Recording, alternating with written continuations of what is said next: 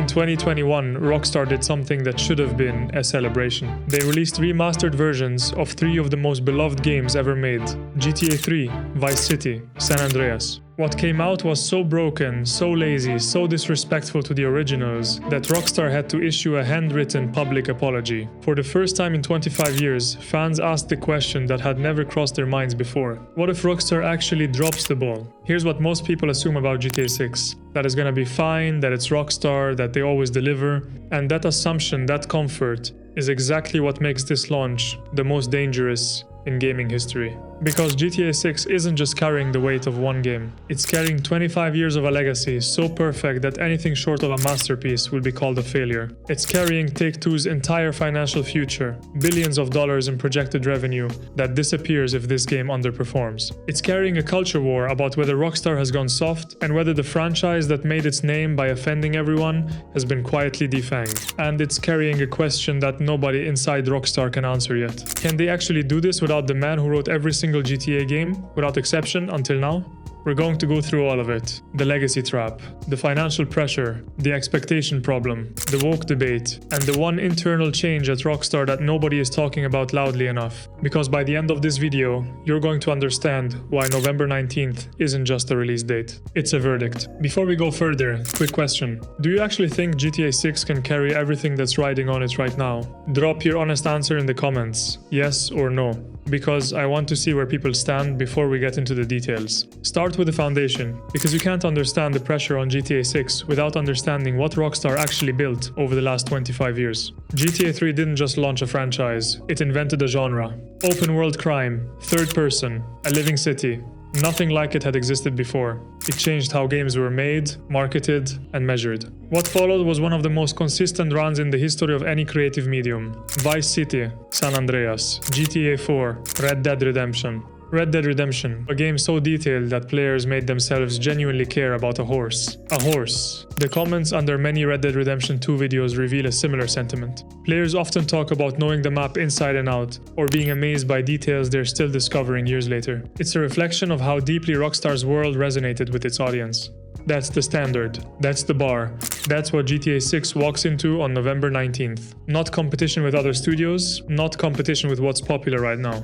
Competition with their own past. And their own past is almost impossible to beat. And look, if this kind of breakdown is what you're into, consider subscribing. In an age of AI-generated slop and copy-paste commentary, original work is becoming harder to find. So if you enjoy breakdowns made by an actual human, subscribing is one of the best ways to support the channel. Now back to the pressure. Here's where the legacy starts showing its first crack. In 2021, Rockstar handed the remaster of GTA 3, Vice City, and San Andreas to a small studio called Grove Street Games, a studio whose primary experience was porting GTA titles to mobile. What they produced used AI upscaling on decades-old textures, implemented basic lighting effects, and shipped at $60. The result was broken. Characters had distorted faces, rain made roads invisible, missions broke mid-completion.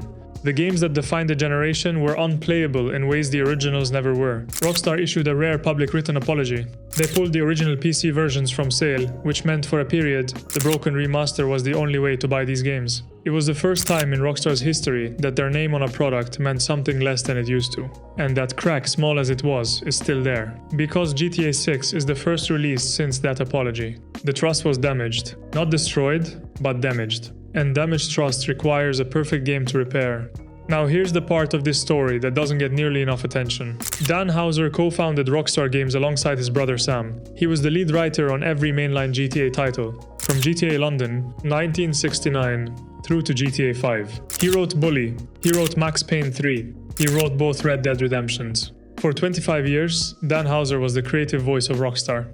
The satirical edge, the character work, the dark humor that made GTA feel like a genuine cultural mirror rather than just a crime simulator. In March 2020, he left Rockstar, officially citing the toll of building projects of that scale. Reports from insiders suggested possible disagreements with his brother Sam over the company's direction, though Dan has publicly disputed this. He has since confirmed he had no involvement in the writing of GTA 6. None. The first mainline GTA in history without Dan Houser's name on the script. And more recently, Recently, appearing publicly to promote his own work, he issued a warning about the games industry becoming distracted by profits over creative excellence. The man who built GTA, saying that, about the industry his former studio now leads. That's not nothing. I'm not saying GTA 6 will be badly written without him. Rockstar has an enormous writing team and they built Red Dead Redemption 2 together.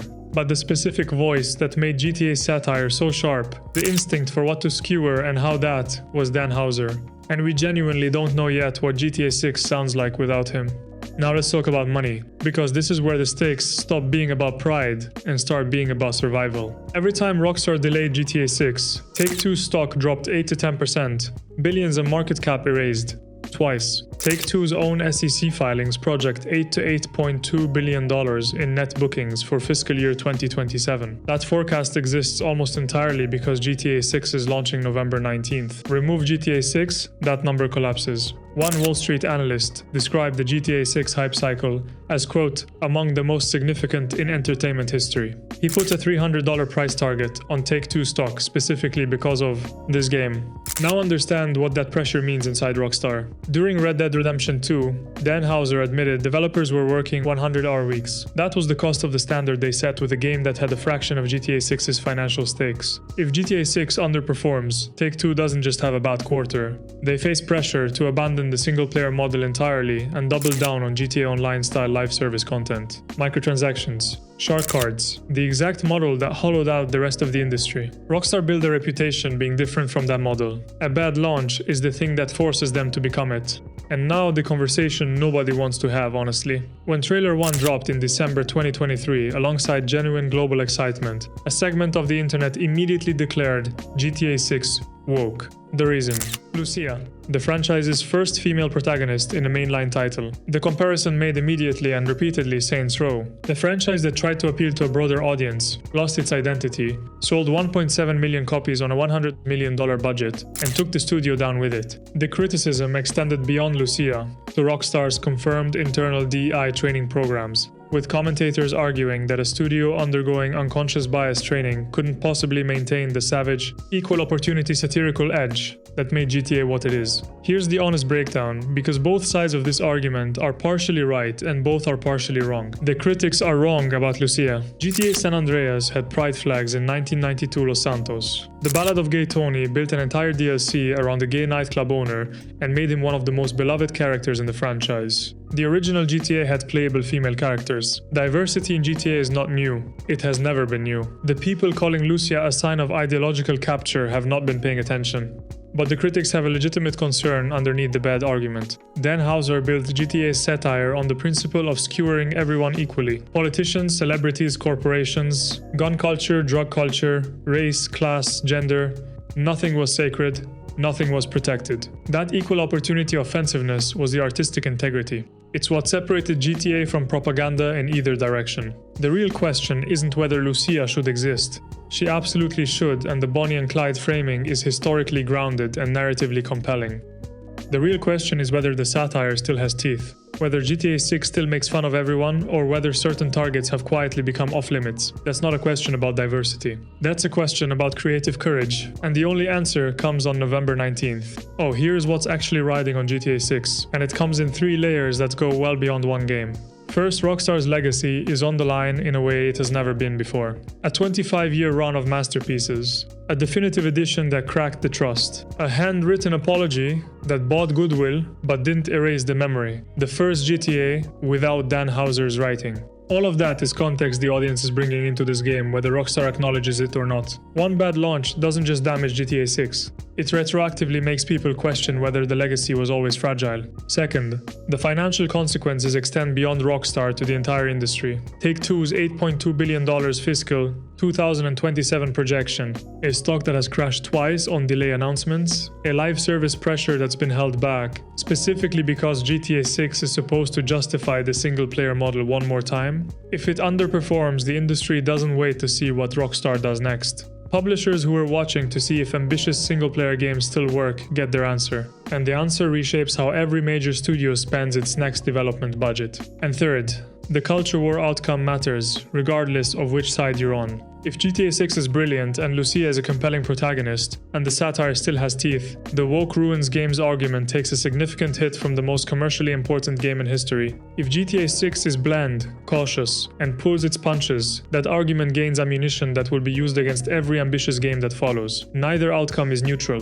The most watched launch in entertainment history lands either as proof that creative courage works, or as the case study used to justify playing it safe forever. GTA 6 is not a normal game launch. It hasn't been for years. It's the convergence of a 5-year legacy that set the bar too high to clear easily, a creative foundation that lost its chief architect before the project began, a financial structure that needs this game to succeed to stay intact, a culture war it didn't start but can't ignore, and a fanbase whose expectations have been inflating for 12 years, with no ceiling. Rockstar has survived everything before: the definitive edition, the crunch controversies, the delays, the departures. But surviving is different from thriving. GTA 6 doesn't just need to survive November 19th. It needs to be the thing that makes 12 years of waiting feel like it was always going to be worth it. So can GTA 6 actually carry everything that's riding on it? Or is the weight of expectation already too heavy for any game in history to hold?